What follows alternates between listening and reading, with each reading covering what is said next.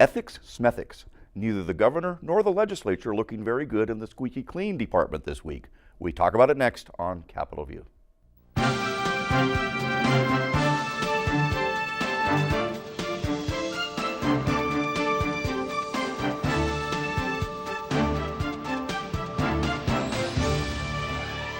Welcome to Capitol View, the weekly program on state politics and government and how it might just affect you. Joining me this week on Capitol View is Adrianna Pitrelli, State House reporter for Chicago Daily Law Bulletin. Welcome, Adrianna. Thanks for having me. And also Rebecca Anzel of Capitol News, Illinois. Welcome, Rebecca. Thank you. Oh, sorry for that. Lots to talk about this week here on Capitol View. Even though the legislature is out of session for their spring break, they deserve one. And whilst they were gone, Julie Porter, the former legislative inspector general, wrote quite an op-ed piece for the Chicago Sun-Times. It's attracted some degree of attention and consternation, at least in some areas. Tell us what it's about. Yeah, so Julie Porter served as the interim legislative inspector general. It's a mouthful to get out. And her term was recently over after a permanent replacement had been pegged. But Porter basically came out and said that this commission doesn't really do what everyone thinks it does. It's not helping with the problem of harassment under the dome, especially because as that position, she has to get permission from the commission, which is about, I think, 8 lawmakers. It's 10, I believe, 5 on each side. Okay, yes. And so without their permission, she can't do anything. And so there were instances where she felt as if something needed to happen, but the commission itself didn't agree with her. And so basically, one of the people on the commission, Representative Avery Bourne, she's a Republican, she said, well, it's a checks and balances type of thing. Just in case one day they did get an inspector general or a legislative inspector general in there who wasn't doing their role correctly or was cracking down on things that should not be cracked down on. So the commission says, well, it's a checks and balances type of thing, and Porter is saying, well, no, in this position, I should have more power than I feel like I did. Well, let me make sure I've got this straight. Representative Bourne is saying that the legislative inspector general, that's the person who's charged for investigating any complaints of ethic violations, consternation about lawmakers, elected lawmakers, that lawmakers serve as the check on balance on the person who does that investigation of lawmakers. Do I have that right? That's what yes, that's what it sounded like. So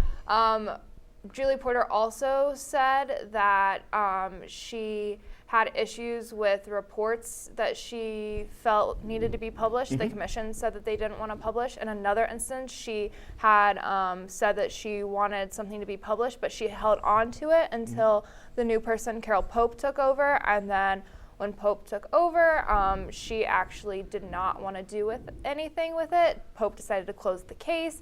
And so Porter was kind of upset with that because she could have done it herself, but she kind of held on to it. Because they did do like a little transition period, so Porter could help Pope go into that role, and so Porter just does not seem pleased with that position. So we have a bit of disagreement here between the former inspector general for the legislature, the interim inspector general, and the permanent replacement Pope. What's going on here? I mean, because you look at something like this on the surface and you think, at least call me suspicious, but I would have a lot more trust in an inspector general who was allowed to decide for his or herself, what am I going to publish about whom and when? Do you think that has anything to do with the disagreement between Pope and her predecessor? Yeah, I mean, I definitely would say so. You would think, okay, well, we have this position and this certain title, and they're supposed to be the overarching power here, but what power do they actually have? If they have to go to this commission every time there's a case, what's the point of this legislative inspector general? Why isn't it just a 10-person committee and a chairperson of said committee that doesn't have any special power? Yeah. And let's be perfectly clear here. The legislative former, Ms. Porter, prior to doing this, she was a federal prosecutor for the federal government in, I believe, Chicago.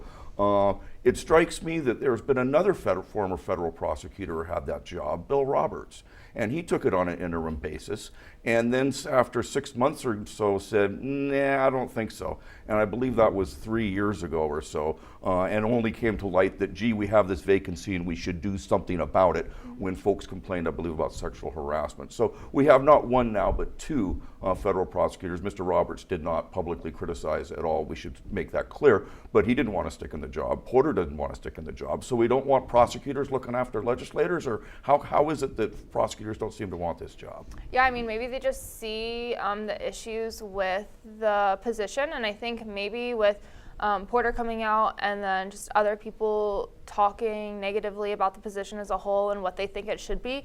I mean, I think the legislature has the power. They can switch, what the position does. I mean, not overnight, but they could file some sort of bill or something to kind of decide, okay, well, overhaul the position. They were without someone for how many months or years? 3 years. And so maybe it's just time for them to take a look at the process and say it's not working, especially in this more harassment culture that's happening under the dome. We're seeing more and more issues, and maybe that's going to spark, as sad as it sounds, maybe those problems are going to spark the conversation and let people know, okay, we have a problem, we need to fix this problem, and here's how we fix this problem. I think you can go back even further than Bill Roberts, who had the job, I think, just for a few months. I think it was less than a year, 3 years or so back. His predecessor, I believe his last name was Homer, at the end of his tenure as Inspector General, he was fairly critical as well, saying that, there were Metra scandals were going on at the time involving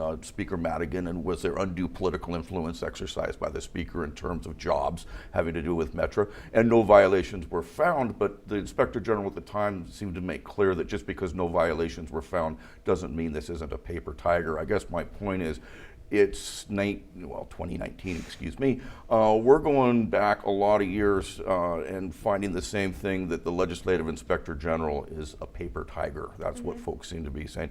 What do you think, Rebecca? What's the chances that legislators who are subject to investigation by the Inspector General are going to take action to put some teeth into that paper tiger? There was legislation last year proposed by, I think it was Jeannie Ives, at the behest of victims' rights advocate Denise Rothheimer,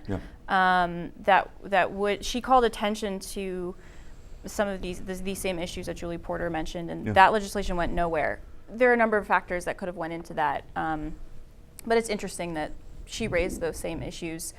It always seems as though, and maybe this is just my cynicism, but it always seems as though whenever you talk about lawmakers having certain powers, and then you mention that perhaps they shouldn't have those powers, perhaps they should go somewhere else, perhaps the system should be reformed in some way, lawmakers hesitant to do that. And you can look at the way the political maps are drawn as an example of that, that there's a lot of interest in how redistricting works right now. We'll see whether lawmakers actually want to reform that too. Not that that's this, but we'll see. I mean, in her op-ed piece, Porter kind of waves this, dangles, at least that's how I kind of interpreted. I completed this report on this legislator and had some findings here. It's a founded report, but I couldn't release it because the commission, which is acting as my check and balance, because that's what an investigator probably needs, is a check and balance on their power. So I can't get this released, but it's out there. What happens with that report now? Will there be any pressure whatsoever to say, you know what, it's out there, it's been put in the public, let's see it? Yeah, I mean, I think the more people who see this, both, reporters maybe will start raising questions, people of power in the Capitol, lawmakers. There's a possibility. I don't know what happens once they close a case. I don't know if they can open it back up. I'm not sure how Someone could leak it. Works. Yeah, someone could leak it. You never know. See it on CapFacts tomorrow. But I mean, you never know. People could be raising some questions. The op-ed was pretty long, and people probably saw a lot of other bad things about the position. I don't know if that caught a lot of people's attention, but I was interested. I don't know. Well, the SJR did a follow-up editorial, I believe, today, kind of stating what folks have been saying for a long time. Let's get this fixed. We've had some optimism given what had happened with the appointment of Julie Porter, that perhaps this is going to get fixed, and now there's foolish, shame of us on us. That's what the SJR said. Shame of us for having so much optimism in politicians. Part of it, reminds me of, maybe this is wrong, rightly or wrongly, it reminds me of that scene in the baseball movie 8 Men Out, where they're trying to recruit Mountain Kennesaw Landis to be the commissioner of baseball, and they've got the owners around him, and they say, we're prepared to offer you a 2-year contract. Whack, he slaps a fly, and he says lifetime, because otherwise people won't believe it. Mm-hmm. What do folks have to do if the legislature wants folks to believe in this position? Do you have any specific ideas about what they could do? I'm not a lawmaker, so okay. I don't know, but maybe just make it more publicly accessible, make it so everyday people know that this even exists, maybe some sort of online way where you can see like where the cases are, what's pending. Like I said, I'm not completely familiar with how the process goes, but the more people know, rather than everything being behind closed doors, and then when something finally happens, that's when we're learning about it. Unless the person who brought this forth, says something themselves, we don't know what's happening. And maybe, especially because sometimes these are harassment type of issues, as someone who works under the dome, are these things that we should know about? Do you think sometimes? I don't know. Maybe there's the absolutist position saying that we're paying all these folks' salaries, and there are elected officials, and you should have thick skins. If someone wants to throw a specious allegation at you, then have it investigated. If it's specious, then the proof will come out. So, it's an interesting question here, because I don't know there's any template for this. What do you do? To go to Congress and say, let's do what they do on the federal level? Do you find another state? Pick a state. I don't know what other states do, but it does seem a difficult thing for a body of elected officials to figure out a way to police itself. On the plus side, I guess, as I understand it, Avery Bourne was speaking for the entire commission. This seems to be a bipartisan decision to withhold that report. And rightly or wrongly, should we be concerned about 10 out of 10 lawmakers, or the full commission at least, said, no, we don't want this founded report, according to Porter, to see the light of day? Is that something we should be concerned about? Yeah, I think so. I guess I don't know what was in the report, of course, but if the legislative inspector general deemed it worthy, then it makes me wonder why the commission as a whole would not deem it worthy. Yeah. And Porter got a lot of praise. She had an excellent reputation going into this. They needed somebody like her. So to have this happen now, I don't know. Legislators aren't the only ones who've been in the headlines this week with regard to ethics. We also have Governor J.B. Pritzker. News coming out of WBEZ radio in Chicago that the governor is now under federal investigation for Toiletgate. What exactly is that about? Sorry, Toiletgate sort of got me. Well, you can call it Mansiongate then. No, I like toilets. We gotta keep toilets. You like Toiletgate. Let's go with that then. So the governor, the first lady, the governor's brother-in-law, and the first lady's personal assistant seem to be under federal investigation since October.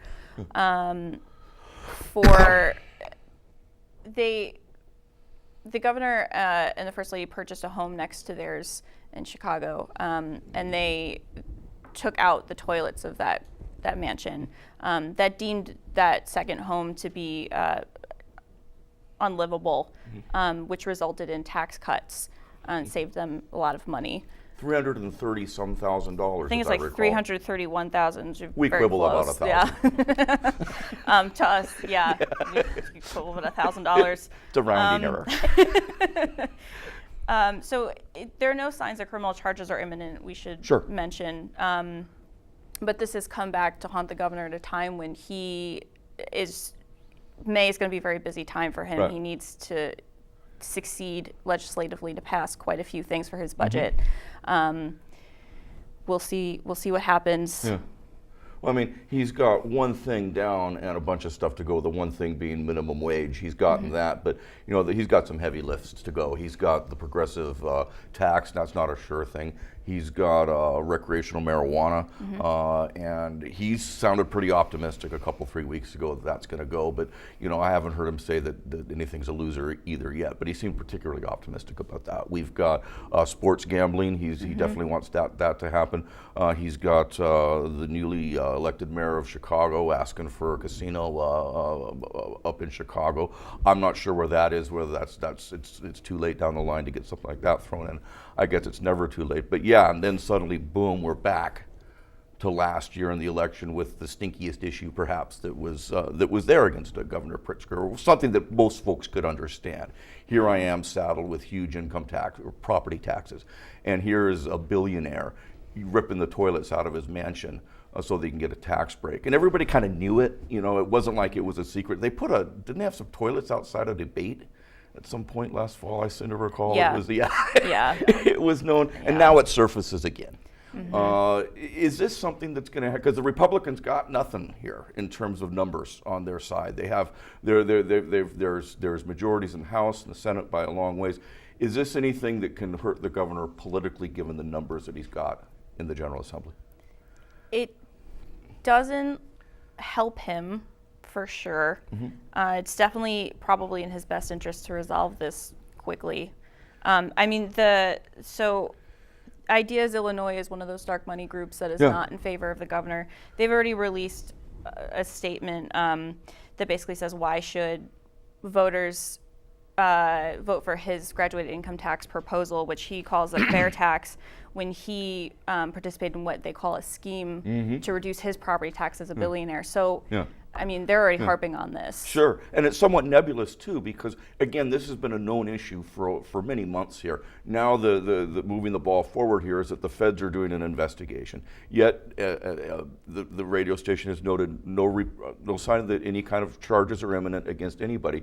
But also they've looked and seen, they've run trap lines, I think, fairly well. Have you gotten a subpoena? Have you gotten a subpoena? Have you gotten a subpoena? And chief among them would be the assessors folks up in Cook County, when the Inspector General had issued a report prior to the election saying this was wrong. And after the issuance of that report, that's when the governor returned the $331,000. But it seems to me you can't just ask the feds, can you give me a clean bill of health? Isn't that kind of on their own time? How does he get this off his shoe and move forward? Yeah, I'm not completely sure. He's a Democrat in a Democratic state. He's almost deemed to be safe. I think it's interesting when you were talking about if this is going to hurt him politically, maybe not in the things like marijuana or, gaming. And maybe it's not going to necessarily hurt him. But, when he's talking about this tax overhaul, and he says, I'm wealthy, and so I should be paying more taxes than you and the teachers and the firefighters. But hey, I didn't pay my taxes that I was supposed to. Not that he didn't pay his taxes, but in a way. Well, no, he didn't pay his taxes. That's why he paid back $331,000. And so maybe it's not going to hurt him now. Maybe even if he reruns in 4 years, for instance. These people are going to make campaign ads out of this. I want to help people and I want to pay more taxes, except not really, because I didn't pay my taxes. That's interesting. But it also look at, Rauner was an easy win for pretty much anybody who was going to run on the Democratic side. He was a weak governor. He knew it. He knew months in advance that he was going to lose. And so I just kind of wonder, as we go forward here, how much political strength does a governor have in his own right? Can he take something like this, just okay, brush it off and keep going forward? But I think you're right on a tax issue. When this is about taxes, doesn't look real good, does it? No, not at all. Okay, great. Let's move forward to something you wrote about, Rebecca, and this has to do with townships in Illinois. There's a move to consolidate one in McHenry County. What's going on there, and why should the rest of us care? Yeah, so there's a bill proposed by Republican Representative David McSweeney. He looks at, so there are over 8,500 townships or units of local government in the state. And he's looking at the number of townships in the state, and he said he was thinking to himself, property taxes are really high. Maybe if we consolidate some of them, it will help drop the rate. So he's sort of using McHenry County as a test case for the rest of the state. He proposed a bill that would make it easier people in Illinois can already consolidate townships if they want to. The threshold is a little bit higher, so he is making it easier for residents in McHenry County to consolidate their townships if they want to. It's really dissolving their township. Yeah, right. It's not, anyway, semantics. But yeah, so the thing is that he didn't check with anybody in McHenry County before he proposed the bill. Yeah. So the McHenry County Board is not super on board, forgive my language, because if a township in McHenry County votes to dissolve themselves, all of the services that they provide, so general assistance to the poor, plowing roads, spraying for mosquitoes, the county now has to take that over. Yeah. And there's been no study to see what that would cost or anything. So anyway, they're not super in favor of it. Yeah. I mean, it's been done in other places, as you point out. I mean, Evanston, for example, is one of the better known examples up near Chicago. They dissolved their township, but it had something to do, I think it was a bit different than the situation in McHenry County. In Evanston, my understanding was the township was pretty much the same as the borders of the city. And so you already had a public works department. You already had most of these other services that needed to be provided, with the exception of general assistance for the poor. Evanston isn't a particularly poor city, but I suppose there are some folks up there. But here in Sangamon County and Springfield, where we're broadcasting from, it's been a long running issue. And there was an advisory election not long ago in which voters in the county said, dissolve Capital Township, because in point of fact, it is getting more difficult to make the case, particularly if you don't have any roads to plow. You have some property assessment duties to be done. But it does seem like a lot of folks are saying that it can be more efficient, but it never seems to get done. I mean, there's very few. What potential might this have to untangle that Gordian knot, so to speak? So basically, I probably should have mentioned this, but if things go well in McHenry County, the plan is to expand this to the rest of the state. And I should mention, Jack Franks is the county board president. Folks who know state government might know him as he wrote all of this township consolidation law for the state. So he's hopeful that it might work, and then the rest of the state might have this opportunity. Yeah, Frank doesn't seem to have his own county board behind him at this point in time. So it'll be difficult, or at least worth watching, because I think a lot of folks do look at stuff like this and they say, they understand on some level that we could be doing this in a more efficient way. Why can't we figure out a way to do it? So it'll be a good issue to watch. Another issue I think that's always fascinating, at least to me, is the legalization of marijuana issue. And I was reading something in the Wall Street Journal just today about the money impact of legal marijuana in the United States. Nobody knows exactly what it is, but it's big. One thing that's happening is that we're seeing out-of-state companies move in to Illinois. What's your sense here? I mean, the governor seems optimistic that we're going to see a bill on his desk by the end of this session. Is that optimism deserved, do you think? Is it apt? I mean, they've been talking about this for months now. I think it is interesting that even before this session, we all knew that was going to most likely be a hot topic. And now we're almost to May, 5 weeks left of the session, and we have not seen anything of substance. But at the same time, like I said, they've had many town halls. They're meeting with different stakeholders. I could see it happening. Democratically controlled Capitol, Democrat in office is the governor. It could definitely happen. I just think it's trying to find out those details. It probably helps that Illinois is not the first state to do this. So there's 10 as we speak now. Right. So they can kind of look, okay, well, we want to do this that Colorado did, and we want to do this that this state did. And so I think it's possible. I just also think it's interesting that we still have no idea what's going to be in that. Well, I mean, it's kind of traditional here that things don't that he got a minimum wage bill out as quickly as he wanted. That was almost like a statement bill, I think, in some respect. I'm governor, I'm in charge. I said thou shalt, and we shouted, and so we got that done. Now he's got some heavier lifts to go, and it's almost like it seems it's been pent up. We've got the budget that's always going to be to the last minute, but you've also got these things with sports gambling, with marijuana use. You've got some stuff I think that's percolating on nursing homes, but I'm not sure that's as high profile as it is or deserves to be, perhaps. Can he get all this stuff done? Because it's got a lot of stuff for a rookie governor to do. What's the confidence level that he's going to be able to be, adept enough and work well enough with these folks to get the things he wants and the things that come out?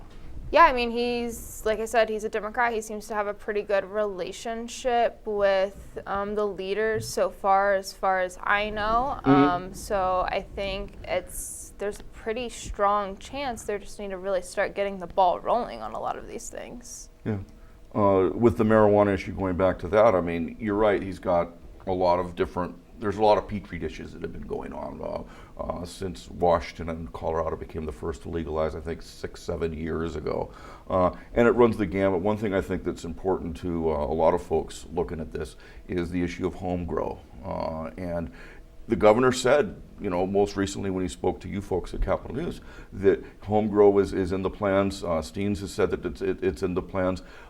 Is that a make or break issue for folks? Is there any sense? Do we know that at this point in time? We don't. And to your point before, when we spoke with her earlier this week, I believe the senator had said that they hope to have the legislation next week as early as Tuesday. Okay. So we might know.